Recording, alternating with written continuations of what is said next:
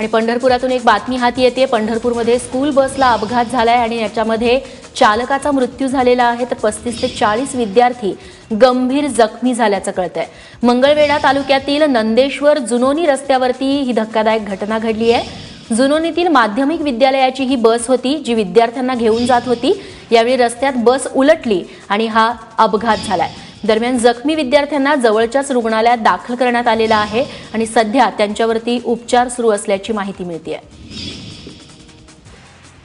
ही दृश्य देखील हाती आलेली आहेत। पंढरपुरामध्ये ही घटना घडलेली आहे।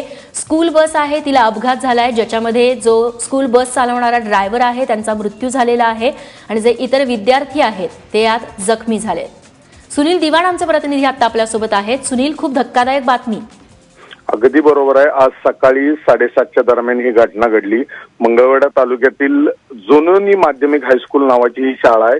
या स्कूल बसमध्ये 35 ते 40 विद्यार्थी घेऊन बस निघाली होती। एक खड्डा आल्यामुळे बस पलटी झाली असं प्रत्यक्षदर्शी सांगतायत, पण यामध्ये बस चालक गंभीर जखमी झाला होता। त्याला मंगळवेढ्यात आणताना त्याचा मृत्यू झालेला आहे आणि जी मुलं जखमी आहेत, 35 ते 40 मुलं आहेत, त्यांना आता मंगळवेढा वेगवेगळ्या रुग्णालयात आणून त्यांच्यावर उपचार सुरू करण्यात आलेले आहेत। रेश्मा, सुनील, दृश्यांमधून दिसते विद्यार्थ्यांना देखील खूप जखमा झालेल्या आहेत आणि खड्ड्यांमुळे या चालकाचा बळी गेला का असाही प्रश्न उपस्थित होतोय। सुनील, धन्यवाद तुम्ही दिलेल्या माहितीबद्दल।